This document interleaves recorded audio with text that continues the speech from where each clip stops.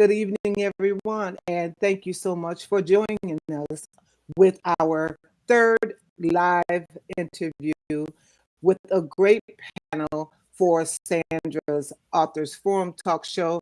However, we are doing today a live panel for um, this wonderful book, My Entire Body Belongs to Me, and I Will Always Protect Myself. So we want you to hurry up and go subscribe to our YouTube channel and invite a friend, tell a friend to tune into this live entire body. My entire body belongs to me, and I will always protect myself. We're going over chapter 2, chapter 3, and chapter 12 with our panelists today.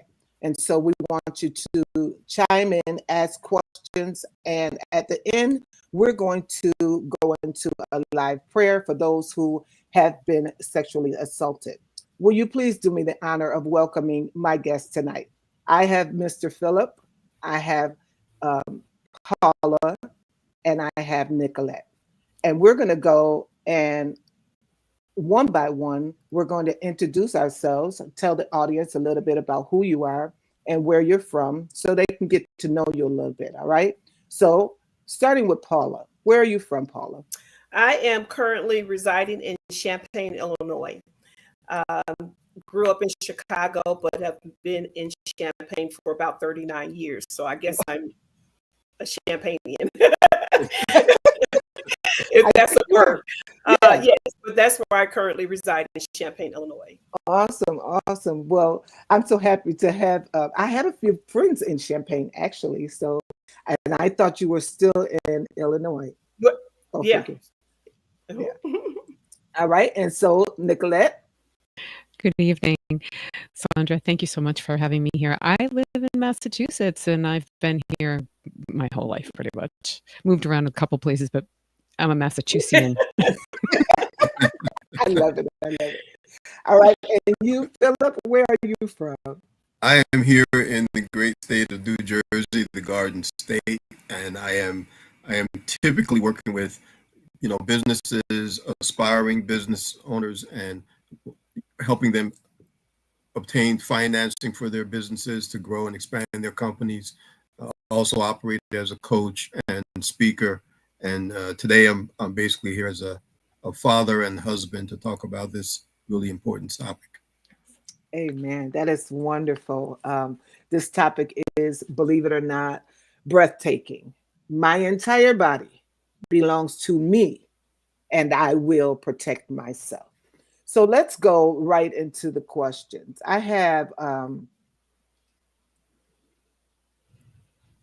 we're going to go with Mr. Philip first. Share one central point. First of all, I'm so sorry. Share one central point that captured your attention when you were reading My Entire Body. Well, I think what I really liked in terms of chapter 12 that captured my attention really right away was the idea of teachable moments. Because I know my daughters were younger, and even today, things come up that I think it gives me an opportunity to share my perspective with regard to whatever the situation might be. When they were younger, and just to give an example, like teaching them how to ride a bike, for example. One of the things I shared with them when they were learning how to ride a bike was, in case they got away from me at some point and someone tried to grab them, was basically not to let go of the bike, because it's a lot more difficult to put a bike and a child in a vehicle versus grabbing a child themselves.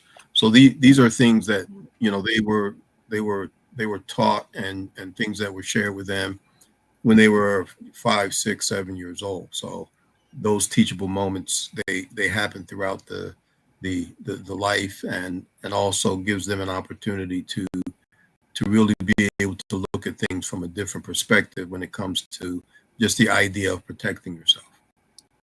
That is so wonderful that you thought of that, because I'm the mother of 9 children, and I never thought to tell them. You either, Paula? No, I haven't. I'm No, telling you, never thought of never that. thought of That's it, to tell them to hold on to the bike. right. Wow. And I'm number 12 of 15 children, and my parents never taught me that either. That's why it's so important to hear from various points of view. Mhm. Oh my gosh. So thank you. That is a huge nugget. What Mhm. about you, Paula? What's one thing that just hit you when you were reading this book? One thing that I can say, because I really, chapter 3 really stuck out to me, and which is why I wanted to even kind of talk on that and about just instincts in general. Um, because we have them. We were born with instinct. We were born, it's an innate part of our creation. But if we don't tune into it, we can miss some things, and things can get over our heads, and we not be able to kind of see what's happening. So that's really, it stuck out to me when I saw that, because I've had some experiences, and I'll talk about that a little later as we go on, where instinct kicked in, and then there's a time when it didn't. I can hardly wait to hear that, Paul. You have a wonderful book as well. Tell the people about your book. Yes, so I am the author of the my first book, and I'll say that because I'm working on some more. Masking the Shame. Actually, I can just show you a little copy of it here. Masking the Shame, and this is a book that talks about my experience as being an domestic abuse survivor. I don't call myself a victim; I'm a survivor. Where I experienced it starting at the age of 16 up until 21. Wow, that book was very profound and eye-opening as well. And so feel free to go and get that book. I actually did her a favor and ordered it to my library Yes, I here in town. appreciate that. And so that's what we do. Yes, exactly. One book at a Support. time. We want to just make people aware of what's really going on in the world. Yes, So and you thank can you for find it sharing. on Amazon. It's on Amazon if you would like to, or if you want a signed copy, you can shoot me an email, and I can definitely get one to you. Very good. Thank you for that. And Nicolette, I can hardly wait to hear your perspective. Just one thought that you were just had an aha moment when you were reading. A lot of this is familiar, unfortunately. But what I really appreciated was the repeat of saying it over and over again, because you can say it once, you could say it, but it needs to be drilled in. And so people are aware of this, of what is happening with our children. And it is so important to protect them from anyone. It can happen at any time, and it can happen by anyone. So the familiarity was sad, but at the same time, that repeat was like, yes, we need to be teaching this to our children for them to recognize that they are their own person, that they're not this extension of someone else. They are their own person. They are human. And we're not raising children, we're raising adults. And so that was so important. That piece was so important, that repetitiveness, because it needs to be honed in over and over again. Because this is so easy to be like, oh yeah, okay, and then move along. Right. Exactly. And so what you're saying is repetitive, and we're taught about that, that the more you repeat something, the more a person will grasp what you're That trying is correct. to say. And when we're raising our children, we have to repeat things over and over and over again in order for them to get it. Well, I think the All right. adults need to get it too, Sandra, to be honest with you. And I think that that's really where where as the reader, because we're the adults reading it, we need to get it, and I think that in the things that the other panelists have said today are just really, really remarkable. Appreciate it. Very good. And so I'm going to stay with you for a minute. Sure. Your chapter, it can happen anywhere and any time. Yeah. Where are some places to heighten our awareness for our children, both children and adults? Well, sadly, in the home, caretakers, and it doesn't necessarily mean in your immediate home, but it can. It can be with a sibling. It could be with another parent. It can be with an uncle, aunt, grandparent. It doesn't matter. It can be anybody. It can be on the bus. It can be walking home with other students, things like that. And that is something that actually happened to me.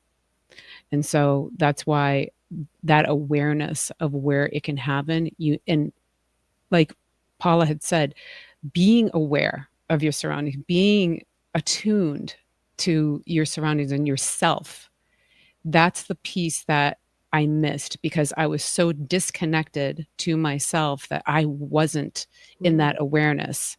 And my father was a police officer for 38 years. So you'd think I would have, but I was just so disconnected to myself and my being that I missed the signs. And it was just so, it seemed so random, but it was actually very calculated and it was planned.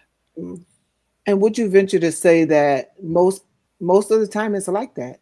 The perpetrator has or she has already planned what they're going to do. Yeah. Yes. It just catches you off guard because you are so busy doing whatever you're engaged in. Yeah.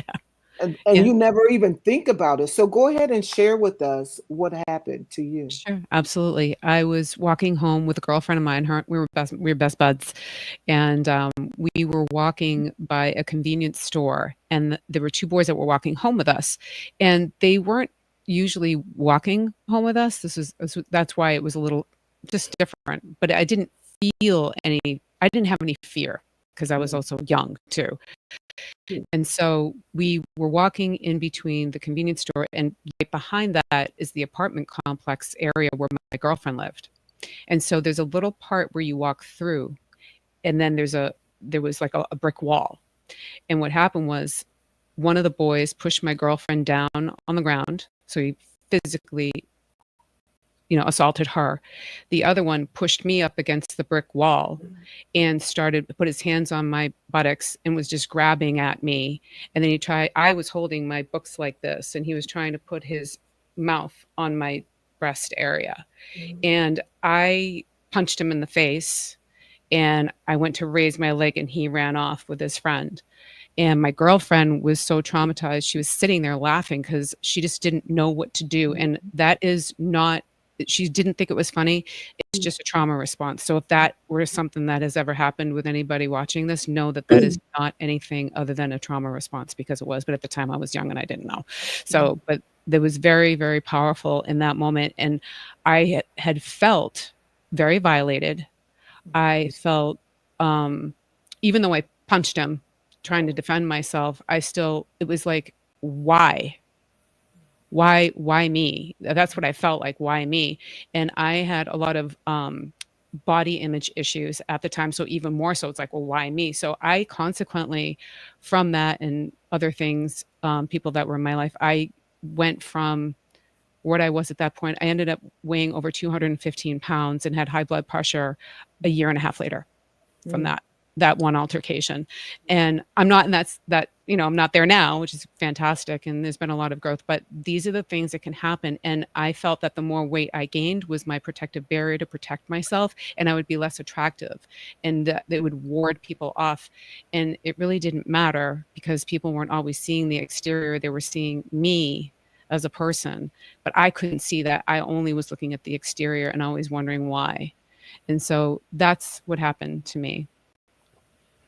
And so what help did you get, if any? Well, immediately I went to my mom. That's the first thing I did is I went to my mom. And I am so grateful for the support and the love that I received from her. She listened to everything I had to say, validated everything that I was speaking about, and then got in touch with the parent of that boy and said, if your son is ever around my daughter again, then I will tell her father, which they knew my father was a policeman because she told them that. And it never happened again. And that everything in that regard again. So I felt so loved and protected and heard and seen. But the damage that it did obviously. Your mic is going out. Is that better? Yeah. Yeah, And so I'm grateful that Yeah, I'm grateful that you had someone to go to in that moment. I'm Yes. grateful that they were a great support for you. And Yes. I'm grateful that it never happened again. But Victoria said, I'm so happy to hear that you punched him. We don't have it. She says, I couldn't imagine being able to move in a situation like that. And so that's what happens. You become paralyzed and you don't know what to do. Yeah. And so your friend, that nervous laughter is because she was just totally shocked and didn't know what to do. That's right. And so we're grateful for that. And so if someone is in this situation going forward, what would you recommend them do? Well, I definitely parent, obviously, but even if you can't talk to your parents, then talk to someone that's in authority, which would obviously be police. That would be definitely somebody you could definitely talk to, or a guidance counselor or someone that you trust completely that would be able to hear you, because that's the issue, is that a lot of adults aren't always approachable with things like that, and I think especially with parents, there could be this thing. Well, what did you do that brought this on? And I didn't have that situation, but I know that has happened in other situations with other people that I know. And that's probably one of the most painful things that someone can go through. So that's the reason why finding somebody that's an authority that you trust. It could even be the school principal, or guidance counselor, a teacher that you really trust.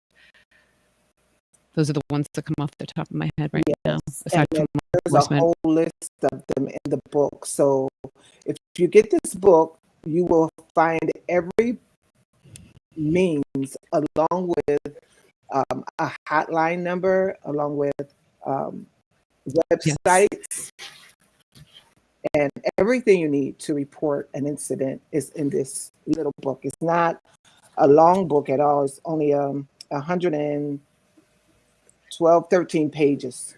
And so everything you need is really in here. I agree. Chapter 4 was telling us, you were talking about the steps to take. And I was reading quickly on chapter 4. And also there's a poem in here. There's a prayer in here to guide you through, to navigate you and strengthen you through any incident. But number 4, chapter 4, look directly at the person and maintain eye contact. This can be a powerful deterrent. If the behavior escalates, speak loudly and clearly, yell stop or help to attract attention. Move towards other people. Never be alone. And always make sure someone knows where you are. And so, yes, that was very important. Yeah, if I could interject just quickly, Doc, just kind of reiterate a little bit of what Nicolette was saying, and as I think the opposite of what happened in her situation, she was in a very supportive environment, and she was heard and acknowledged, and in instances where that's not the case, where the opposite is true, like what she said about, what did you do, and putting that person who has experienced that in a situation where they begin to sort of have second thoughts and doubts about what really happened, and they can really be kind of led to believe that it was partly their fault, and they contribute in some kind of way. And I think that also contributes to folks not speaking up. And if that's your experience, then you think, well, if I share this beyond the circle that I've shared it in, and the circle I've shared it in is acting as if I contributed to the incident, then what will people who don't know me think and say and react? And so, folks find themselves in that situation, and they end up being silent, which strengthens the perpetrator to that there are no consequences. So, I can do this again and get away with it. Yeah. So that's report is just very, I agree, think because it's just 93% of all critically victims important. know their perpetrators. And, you know, I knew this person. We went to school together. I mean, we weren't like best of buds, but I still knew the person. So, you know, Right. that's very, that's Yeah. a staggering amount when you think of that. That's 7% shy of, you know, it's like, what? And so It's just you do unbelievable. have the statistics there in front of you, right? Can you read that for me? Yeah. Well, 7% are strangers. That's that. But 59% are acquaintances and 34% are family members. And that's according to RAIN. That's staggering. It is. And it's not only with teenagers or adults, it's also in the elderly community, in the lack of a better term, old folks home or adult daycare facilities. When we take our seniors out of the home and place them somewhere to make our lives easier, we're actually putting them in harm's way. Because the statistics are also they are mishandled, they are beaten on, they are slapped, you know, and there's so many things that happen to them. And to me, the most important thing about when I was doing the research, I'm like, the elderly community is the ones that raised us. They're the ones that sacrificed their entire lives, you know. And so I think we should just do better by them. And so that's why I felt the need to write about them and to include them in this My Entire Body Belongs to Me book. All right, so we're going to go to Paula. Paula, you want to talk about your chapter? And Yes. go ahead. Yes, and that's I was saying earlier. We all have, and we're created with an instinct. With instinct, we call it gut feeling, we call it discernment. But we were all created with that. And I just want to point out in chapter 3, one of the things that you wrote in the book, it says, "Do not ignore your gut feeling." One of the worst things we can do is to forfeit in our life. That's one of the worst things we could do. And it also says here, it is not trust. It is not to trust your instincts. That's one of the worst things that we can do, is not to trust our instincts. We were, like I said earlier, we were created off, and we have to take heed to it and understand that when, as you said in your book, and you said in the book, I think a few times, when something feels wrong, it probably is. If something is feeling off and not right, it's probably the case. And we should tune into that and pay attention to that feeling that we have. Yeah. Very good. And so can you talk about instincts? Because maybe someone don't understand what that really is. And instinct is just generally, like, even I would say mothers naturally have it also. Mothers it's that maternal thing that we have. When we know that our child is maybe in harm's way and something is happening and something is off, they can come in the house and we can sense that something is wrong sometimes with them. It's just that part of our intuition, or that gut feeling, as I said, innate ability to sense, tune into it in a way that lets us know when we're feeling a certain way. We know that there's something that we should pay attention to. There's something that is happening. And that's what instinct is. It's something that it tells you, it lets you know there's something wrong, something is off. And we should pay attention to what that is and inquire about it. Look into it. Ask questions. Ask those pertinent questions. You know, how was your day? Did everything go okay? Is there something you want to talk about? Those are questions that we need to lead with, you know, with our children even. And I've raised 3.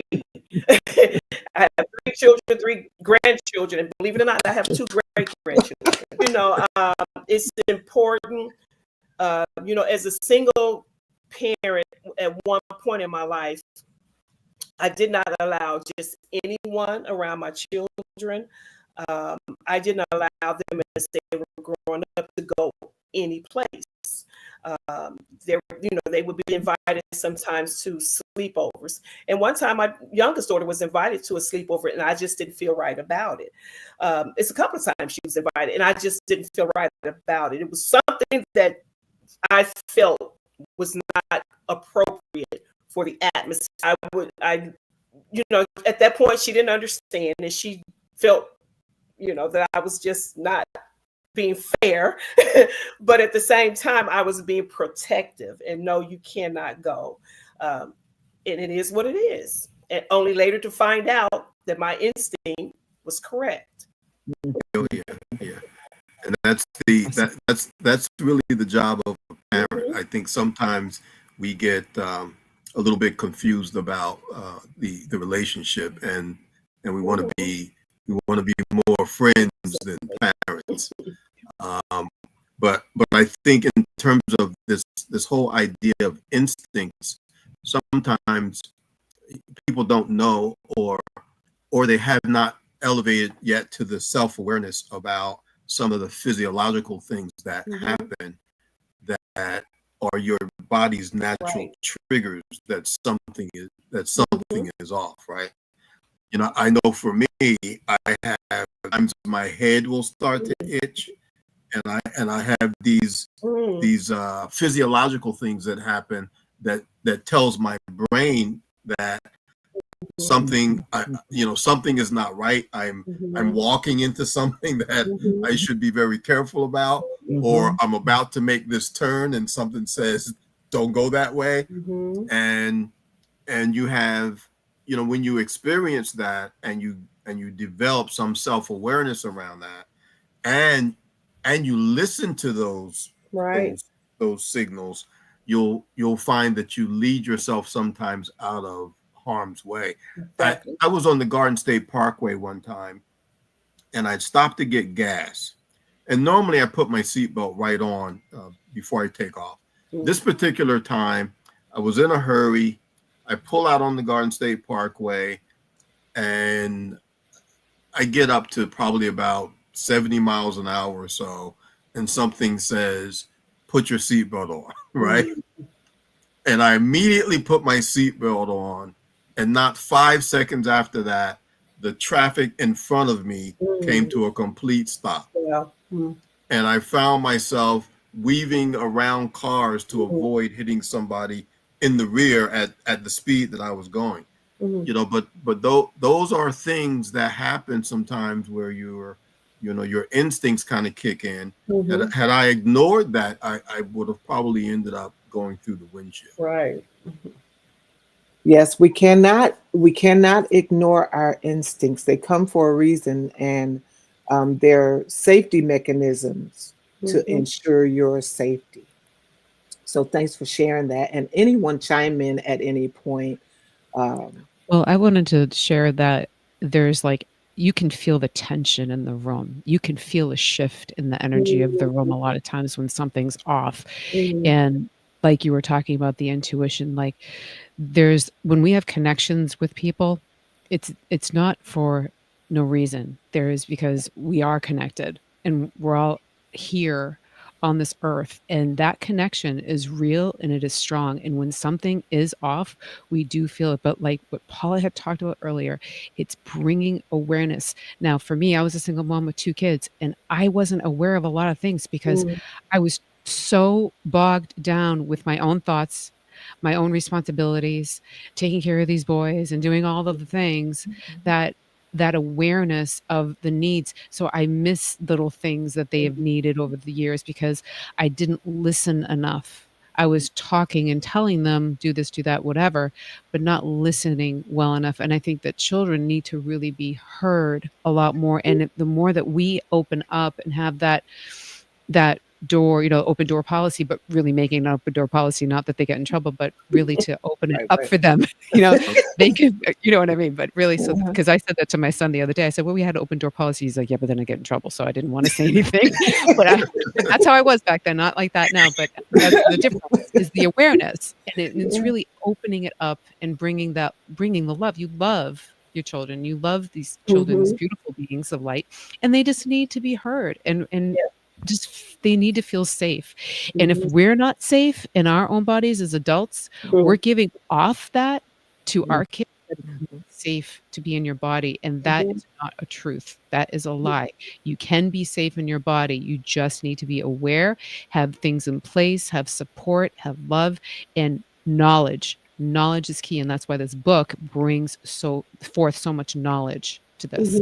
Absolutely. Thank you. The other thing, too, if I could add quickly, is I think that encouraging dissent is something that we did when our kids were smaller, and that is just creating an environment where, as long as they were respectful, they could have their own comments and their own thoughts about things without any retaliation in terms of, when I was growing up, I think the attitude of adults was that kids should be seen and not heard. If someone said, do this, do that, you really couldn't say why unless you wanted to get in trouble, right? As I said, so that's why. Oh, absolutely. That's exactly right. And so I think when you encourage dissent, what you do is you empower a child to be inquisitive and to ask questions and to not just take everybody's word for whatever it is they say. And so if someone is approaching them in a way that is inappropriate, it teaches them not to be subservient, and it teaches them to be more of a critical thinker. My youngest daughter, when she was probably about 6 or 7 years old, at that time, I was the chief administrative officer for a charter school. And we were out together one Saturday, and I drove by the main campus, and I saw the car of the CEO and founder of the school was there. And I said, Vanessa, I'm going to take you in and introduce you to Reverend Granville. So we go inside, and I introduce Reverend Granville to Vanessa, and he says, I know your mother, right? Now she's 6, 7 years old. You know what she says to him? What's her name? And it threw him off. He couldn't think of my wife's first name, and so he said Mrs. Woolfolk. By then, I don't know, 5 or 6 seconds had passed. She had already formulated in her mind, you don't know my mother because you don't even know her name. Right. And so these critical thinking skills can be developed at an early age when you give them permission to express themselves. And we always did that, my wife and I. And our attitude was, as long as you're respectful, right? You can't say things in a certain way, but you can certainly ask why, and you can have your own, curiosity about why we're saying certain things. Because just like Paula mentioned earlier, we had situations where they wanted to spend the night somewhere, and we're like, no. And we've had some conversations. My oldest is 30 now. My youngest is 26. Actually, she'll be 27 next week. And so we have conversations now, and they express how they were a little bit angry with us because they couldn't do this, they couldn't do that, they couldn't go this place with this particular person. And my attitude was, you can't just go to the mall with anybody, right? No, absolutely because not. Some people will go to the mall when they're in their adolescent years. They're not putting stuff in their pocket because they actually need something, right? It's like for bragging rights, right? But in the meantime, you might get handcuffed and taken into the back and down to the police station. So you have to be careful. I was the same way with mine about the mall. No, you're not going with a group of friends to the mall. I don't know who they are. Oh, absolutely. But just to chime in a little bit too about allowing children to have the right to not accept say for instance, the example I had in mind was a lot of people when they meet your child or they meet, give me a hug. If that child is not receptive of that hug and they're resisting, we don't make them give a hug because absolutely. it's an unwelcoming touch. They Right. don't want to be hugged. Yeah. We don't. People find fault with that, Paula. But I said children. People find fault with that behavior, but I believe that children have their innate ability to discern whether or not that person is good or exactly. They not. do. I've seen it. They do. So I'm like, if a child will tell you better than an adult will tell you, because a child will be honest with you, right? Yeah. But while you were talking, all of you all, I began to think about an occasion that happened to me when I was raising my children. I had about 3 children at the time, and I lived close to the grocery store. So we were going to take a stroll and walk to the store. Excuse me. I left my home, and out of the side of my eye, I saw a man that I had never seen before. And so while I'm walking, I'm pushing the stroller and everything really close, and I'm grabbing my other son's hand, and I'm like, stay close to me, stay close to me. But I couldn't tell them what was going on. This man was literally following us. He followed us all the way to the grocery store, in the grocery store. And I'm trying to think, as a young mother, I'm like, oh my God, what am I going to do? This is terrible because I have to walk home. Right. And so I went to the service desk of Dominic's in Illinois. And I told them, I said, this man he followed me to the store. I don't feel safe walking back home. And so they called the police and everything. But this is what they said. We are familiar with him. He has a mental issue and he will not harm you. But you never know. You're right. You never know. And so that's them speaking. You have to look out for yourself. Right. And that's why this book is so important, because it empowers you to take your safety into your own hands rather than to depend on someone else to do that. And so I said, I would prefer to stay in the store until the police come. And I know that I have enough time where I could walk my children home, be in the house comfortably, and then you can do whatever you want, Right. And so I felt really pleased with myself for making that decision off the cuff, because a lot of times these things happen and you have to think like off the cuff. And so I'm admonishing children, teenagers, and adults alike to think quickly. You must act quickly, because these things can happen like so fast. Until that's why you read about the stories of this person got kidnapped. They were in the back of in the trunk of a car, and now we can't find their bodies. Right. And so we're trying to make everyone aware how to keep yourself safe. Right. And everybody wants to say something, so go right ahead. I had an experience in a grocery store parking lot.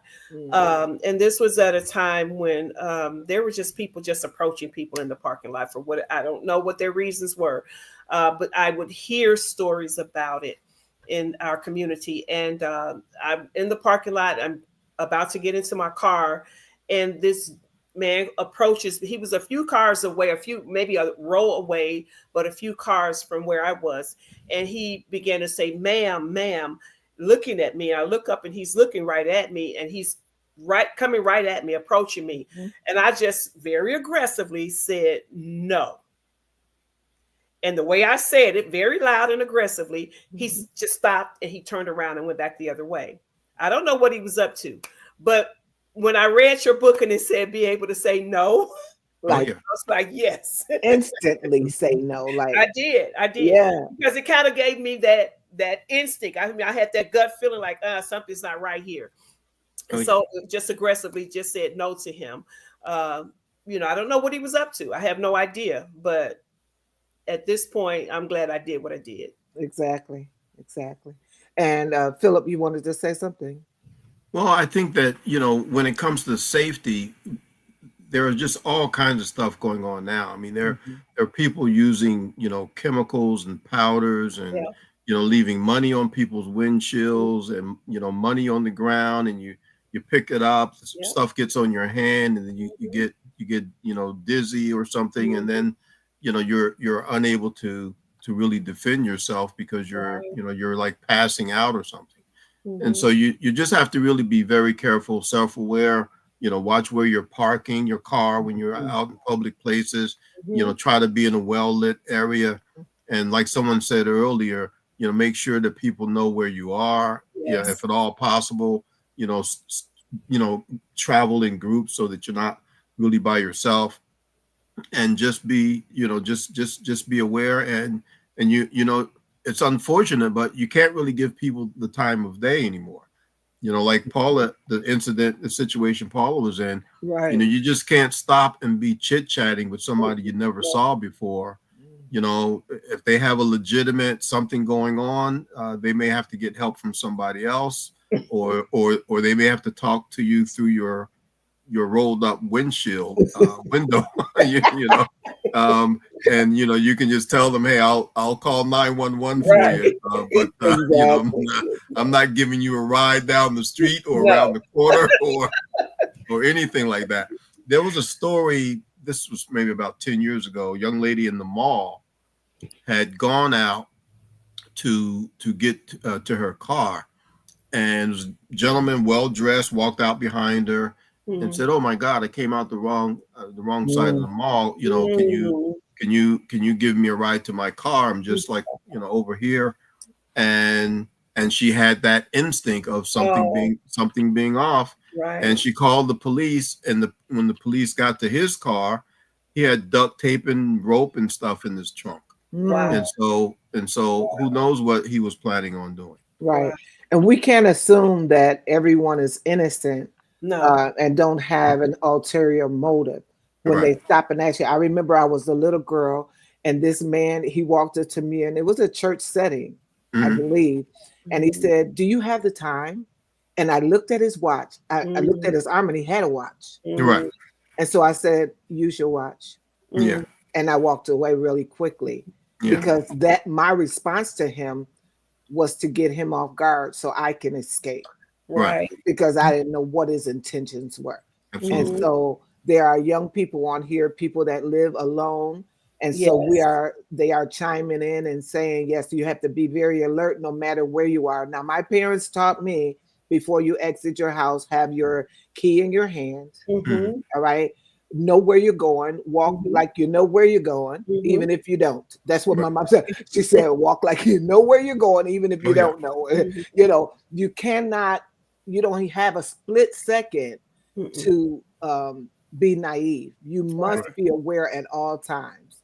And so Benjamin is saying, I would like to hear more of Nicolette's perspective on things. Well, something that I wanted to share that I had actually seen, it's been on social media, as the zip ties on the tires, Yes. which Mm. is a big distraction because it really catches attention, and they're laced with drugs, and it has to do with sex trafficking Mm. and drug trafficking. And Mm. it's really sad that this is kind of the society that we're into today. And it's Yes. like, I remember like back in the day, see a penny, pick it up, and all the day you'll have good luck. And then now it's like, do I want to touch that penny? Because, No. Right. what's on that penny, and Right. it's really, when you think of it in that, from that perspective, there's an innocence that's been lost in a lot of ways, Mhm. Right. of what's been going on over the years and the things that have happened. From my perspective, when I Mhm. was younger, we were out, you were out, and then when the lights came on, you went home. The street lights came on, you just go home. You know that that's dinner time, and you go home and you just do that. You do that stuff, and that's how it was. You were out all day riding bikes and all this stuff. Mhm. But with all of the ways that even social media, how they're using that to lure children, and Mhm. that's another thing that they use, is they use boardrooms and chats and even Mm. Facebook and all this different stuff. So it's Mhm. really being not, you don't want to be like a helicopter parent that you're smothering your child so much, but just having a strong relationship of that open communication, that no matter what, you love them. It's okay. They can tell you anything and Right. nothing is off the table. Everything could be laid out. And it's also really sharing about you because to them, you're perfect. You're the ideal role model. And if they see that, oh, if I do anything that deviates from what I'm seeing, then I'm not good. And we're supposed to be their safety. Everything that we're doing, we know we're right. That's not always true because we're human and we do make mistakes. And it's allowing your children to see the humanness of you as well.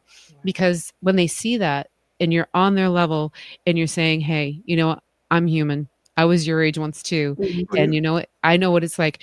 My husband had a situation where something happened to him where he was told he couldn't do something, but his older siblings could. And he was told, you know, no. And he went in his room and he said, they wouldn't listen to him of why he could go. And he said, that's it. I'm never going to treat children like that ever. I will listen to them and I will always treat them with respect and hear everything that they have to say and try to see it from their perspective. And the things that I've learned from my husband has just been monumental, even, you know, with children and the approach. Even with my grandchildren, I wait for them to come. These are my grandchildren. I wait for them to come to me and hug me and make contact with me because I want them to always feel safe, always feel loved, and always feel like I'm here. All you need to do is come to me. And I don't need to push myself on them at all. I don't need to. And I know it sounds a little strange because we were trained and taught to always hug your elders and always respect that. But I've learned, you know what? I need to respect them Oh, yeah. because they are a person and they have so much in them that they can teach us on how to truly be. They're just these beautiful gems of light. I just love them. The world, you know, and the children are our future, and how we treat them and how we speak to them will make a big difference in the way that it goes. Because my generation was definitely, you know, I was the, you know, don't talk, you know, seen, not heard, that kind of stuff. Oh, yeah. My kids, I kind of carry that. I was really tough. I was a single mom. I was really tough on the boys. And that wasn't what they needed. They needed love, compassion, empathy, understanding. They need a little bit of a tough hand, but not to the degree that I was. And that pushes children away. So learn from me. And what I did is to really hear them and not assume what's going on in the situation. Read the room. You know, sometimes things aren't what they seem. And so it's in favoritism, all of the, I mean, I could go on all day and I don't want to, but anyway, that's just a little bit of hearing our children and really valuing what they have to bring to our lives as much as what we want to bring to theirs. Do you think that children are very complex? And when they hear from a parent, they know what the parent is saying is right for them to do. What makes them do the complete opposite or want to do the complete opposite? I think that they want to explore the world. They want to have experiences and that's how they learn. They have to learn because you can tell somebody not to do something, but if they need to figure it out for themselves, some children aren't like that. Some children will listen and they do take it. And I think that every person is unique. Everyone is made differently. And one size does not fit all. And I think it's seeing each child as an individual that makes the difference. For me, I had one son that was like, okay. And I had another son that was like, test every boundary he possibly could and break every rule that he possibly could. But that's just the way he is. He needs to experience life that way for him. My other son, he's more chill. He lays back, you know, he's like, whatever. I don't really care. He'll ask 1,000 questions, but, you know, we call them the question box. But, you know, this is very different temperament. And I think it's learning to balance those different temperaments. If you have more than one child, learning to balance them and appreciating what you can learn. Because my youngest son, the one that was all rebellious, like I talked about, testing my boundaries, he's been one of the greatest teachers of my life. He's taught me so much about myself, and I'm indebted to him for the things that I've learned from him, by him showing me how I can change, how I can be better, by telling me the things that I did or didn't do, and taking full and responsibility for all of it and owning it really makes a difference because we are human. We will make mistakes. And I think it's owning the things that you've done in your life as well. Anyway, I'll just leave it at that. Yes. Did anyone want to chime in about any of this? I just wanted to make a point about this book and how important it is. And I advise anyone who's a parent to be, an adult, anyone to get the book and read it. I've noticed just in the experience that I've seen and things I've been around and things I've heard, that there's a grooming process and a form of manipulation that starts very young with children that are very young, um, to grooming in the form of getting them to um, be comfortable with this person. People that are perpetrators are groomers. They groom. They go through a process, and it's not something that happens right away. They form a relationship with the child, or they become the favorite whatever relationship with that child. And so those are things that as parents we have to really pay attention to when someone wants to spend so much time with the child. Single moms bringing in men that they really don't know anything about being around their children. Yeah. That's very important. It's something that needs to be paid attention to. You can't do that. Oh yeah. And then bringing in various people around your children. But let's just keep in mind too about this grooming process. We don't know it until we don't really see it until it's almost too late a lot of times. Too late. Wow. Because the child is now um, comfortable with this person. They trust this person. So we want to just let that instinct kick in, let intuition kick in, make sure we're paying attention to what is happening. When they want to spend a lot of time with them, that's something to be of concern. Yes. Yeah. Very good. Philip, you Especially want to say something? A long time with them. Oh yeah, the only thing I would add to what Paul is saying is from my experience is that if you have a really good open dialogue communication with your children, and you have this environment where there are no secrets, right, then the person who may be attempting to be the groomer is going to have an obstacle, because those conversations that they might be having that they expect are going to be secret conversations are going to be conversations that are going to be shared with mom, dad, somebody else in the circle that they're comfortable with. And so they don't have that same opportunity that they would where they're building this confidence in someone who is not going to share it with anybody. Exactly. And Philip, you take this next question, please. It says, how do you balance educating younger readers about personal boundaries without overwhelming them or scaring them? Well, I think you have to be careful, and it has to be, age appropriate in terms of, what it is you think they can handle based on where they might be. And sometimes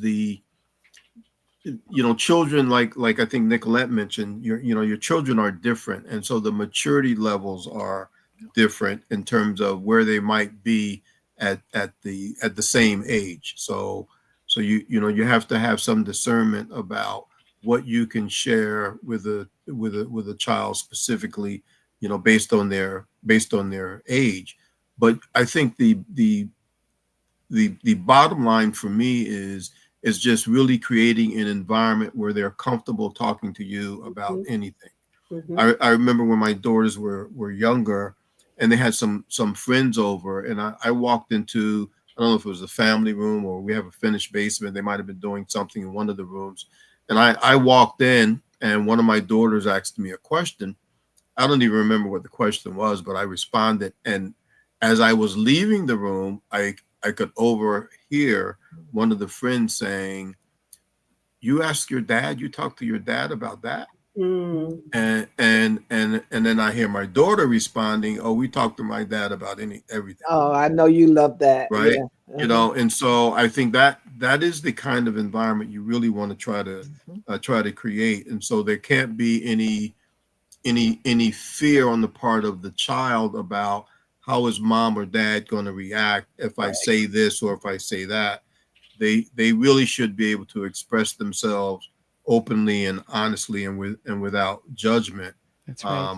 You know, and if you create that environment, I think you're really giving them the level of confidence that they need, and you're giving them the idea that I can trust and share whatever comes my way with my parents, and they're going to respond based on whatever it is I share with them. They're not going to make it out to be my fault, or Right. you know, what did I do to deserve this or whatever.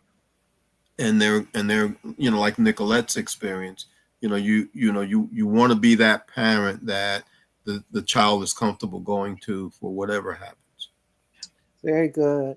Another question she has, what are some common mistakes adults make when trying to teach children about body safety, and how can they avoid them? Who wants to take that one on? That's a great question. I'm not sure I can respond to that, because Yeah. I think you know, to me, one of the big mistakes is having a kind of a disposition of judgment, and Yeah. and just creating an environment where the child is not comfortable asking certain questions. I know my wife's a registered nurse, so when my daughters were younger, you know, she refused to use sort of kiddie terms uh, as it related to explaining to them about, you know, their bodies, their body parts, and stuff like that. We called it what it is, Right.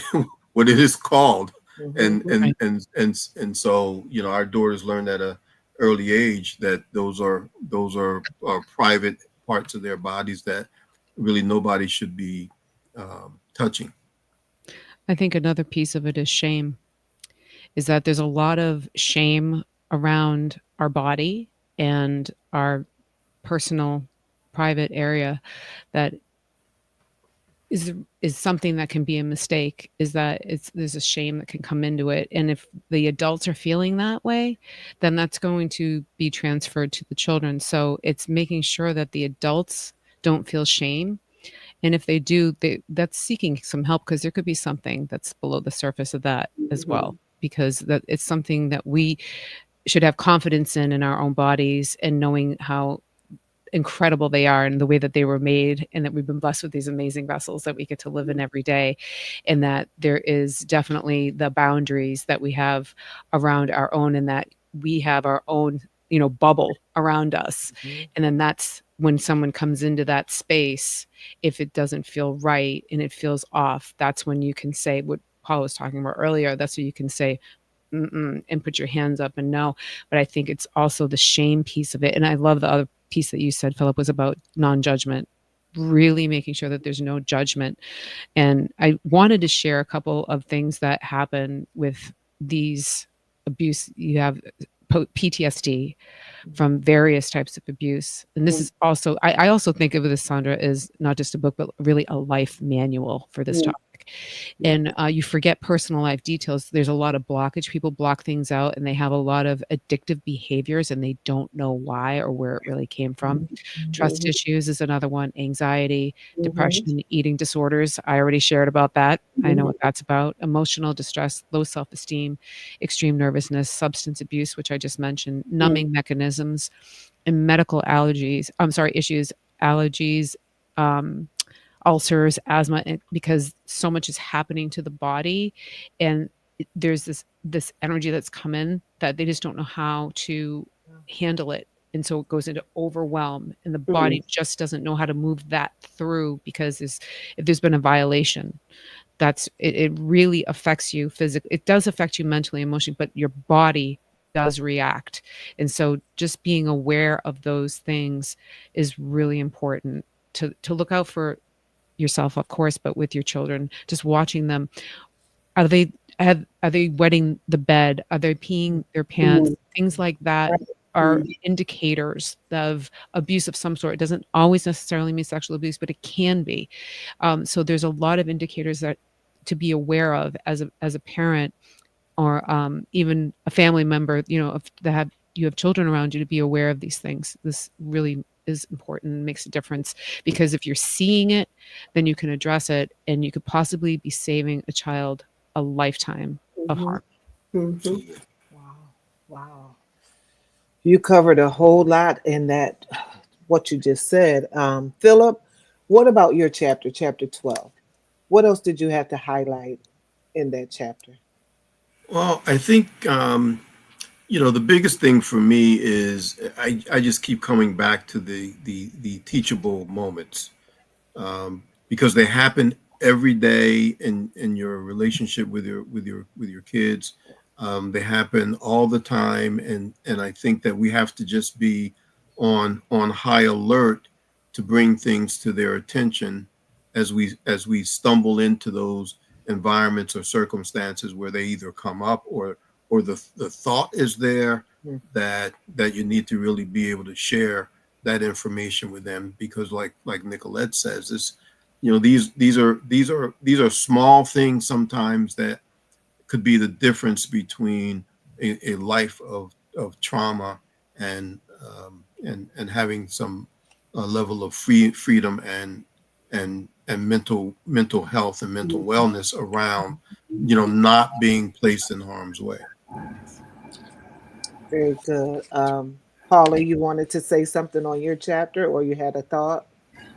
Um, well, one of the parts of the chapter that I read, or that I'm speaking on, actually, primarily talks about the importance of saying something right away. If someone finds themselves where they have been, and Nicolette is a perfect example of Mhm. speaking up right away and saying something, went someplace safe, to someone safe, someone who she knew would be of aid and a help, and could help her get through what she had just experienced. So it's very important to speak up right away. One, because it's fresh in your mind, the events that occurred, and then secondly, to get the perpetrator away from hurting someone else, from harming someone else. So the quicker a person speaks up, the better off it is for not only you to get them off the street or wherever they are, but it's also protecting that next person that could have been a victim. Very good. And I never thought about that point about what I was thinking was because the perpetrator always want to come back to Mm-hmm. you, True. so they're you know, setting up their way to come back, their entry back in Mm-hmm. the door. Mm-hmm. And so we want to, report them right away. And in this book, you're going to find everything is mapped out for you, who to tell, how to say it, what to do. So you can, the bottom line is to make sure you're safe 24 hours a day. And the Mm-hmm. quickest way we can do that, the better off you are. Now, I want to read this right here. It's a few quotes in this book. Also, I tell very um, often you're going to see true stories in this book of things that happen to people that's in the news right now. So, current Mm-hmm. events. You can read these stories and they will enlighten you. But listen to Dr. Martin Luther King Jr. He said, our lives begin to end the day we become silent about things that matter. Hmm. This one is from an anonymous person. Don't be ashamed of your story. It will inspire others. I thought that one was really good. I can be changed by what happened to me, but I refuse to be reduced by it. Mm-hmm. And that's Maya Right. Angelou. You're not a victim for sharing your story. You are a survivor, setting the world on fire with your truth. And you never know who needs your light, warmth, and courage. And that's by Alexis. Um, there are innocent people out there, and we want to keep them innocent, beginning with Right. our children. Our Mm-hmm. children come into the world, they're innocent people, Right. and we have to do all we can to protect them as long as they allow us to. Now, there are some parents out there, and I'm saying, I can hear them clearly saying, I taught my children to do X, Y, and Z. I put all the guidelines for safety in line, and they disobeyed the rules. What do you say to that, Philip? Well, it's interesting as you mention that. I'm reading this note from Diamond that says people moving in with those they've only known for a little while or a little bit is also concerning, and I think that it kind of piggybacks a little bit on to what you just shared, and you can't be too trusting of people you met yesterday, right? It just makes no sense. When I was dating, one of the things I used to share with young ladies who had children was, you met me like 2 weeks ago, right? It is too soon for you to be introducing me to your kids or bringing me into your world where your kids are, because you have no idea whether or not 2 weeks from now I'm still going to be around. I'm a single guy, and you have children. You can't introduce and bring every guy that you meet into your life, because your children are going to be impacted by that. And so they, some of them thought I was a little strange, but that was just my attitude about, I just don't believe in bringing people around your family before you get to know them. Exactly. I completely agree. And I want to say I commend you for that, because it's like the second time I've heard that within about a week. I was watching this particular show, and one of the young ladies, the guy basically turned her down simply because she had 2 daughters. And he said to her, "You have teenage daughters. I'm not comfortable with getting into a relationship with someone with teenage daughters, with children that age of, a certain age. Daughters," he said, in particular, he says simply because things can go crazy. There can be accusations that maybe nothing is going wrong, but there can be accusations. And this is like you saying, this is like, okay, I didn't know men thought like that, but oh yeah. It's really interesting. And I've been a real estate investor for over 40 years. And one of the things I do is I do background checks on folks before I allow them to move into a place. So I had a young lady a few years ago, maybe about 10, 12 years ago, who was looking for a place. I gave her an application, and I asked her if it was going to be just her and her daughter. And she said she had a boyfriend, and she wanted the boyfriend to live with her. So I said, well, your boyfriend's going to need to pay the application fee. And if he's going to live in my place, I need to do a background check, right? So I do this background check, and basically there are red flags there. So I call her up and I say, is your boyfriend's middle name XYZ?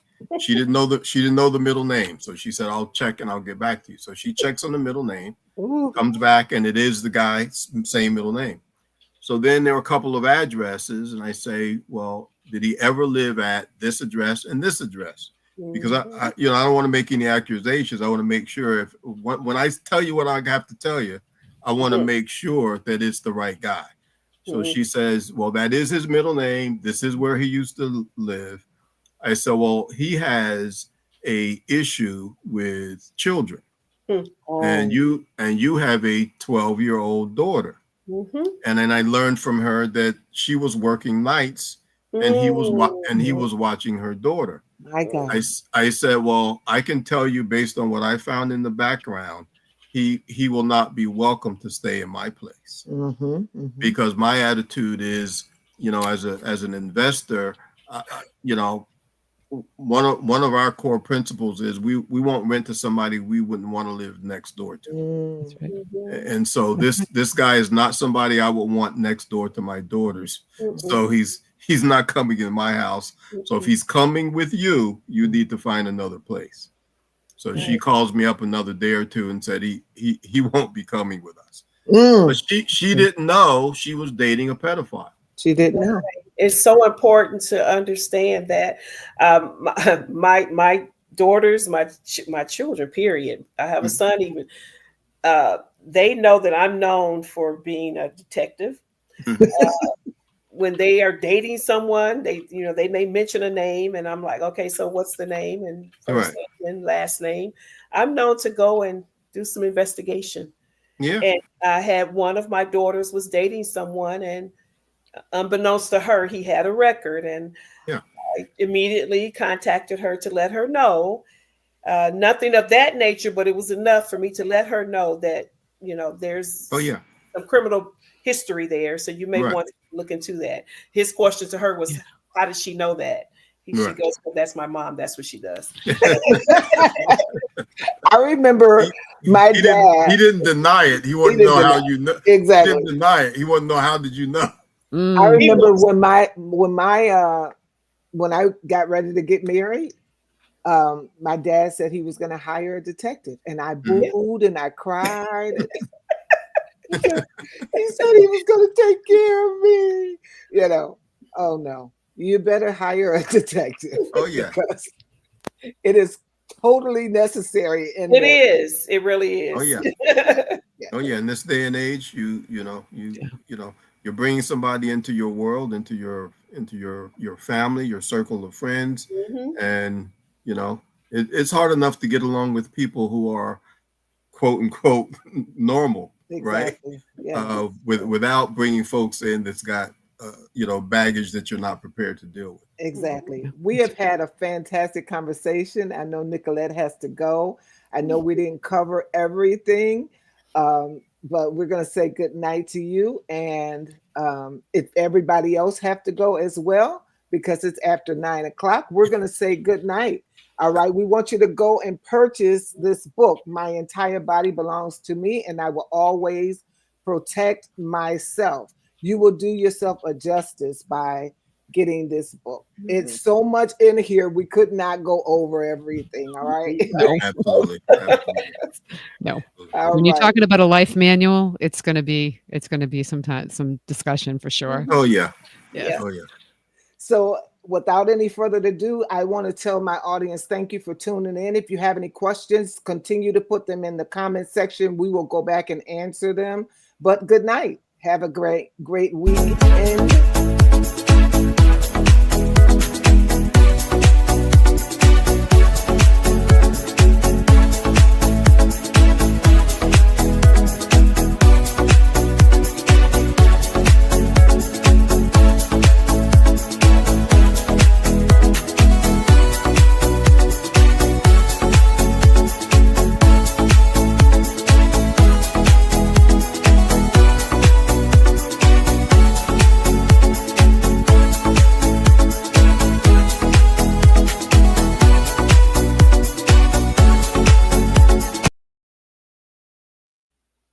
Good night, everybody. Good night, everybody. Thank you so much, Sandra, for having us. I'm Absolutely. very Thank you so honored much. and very Thank you. grateful for the A pleasure joining the invitation. stage with you, Nicolette. You too, Philip. Thank you so much. I didn't want to just bounce out. I wanted to say thank you. So that's Yeah, what I same, need. same, same, So, same here.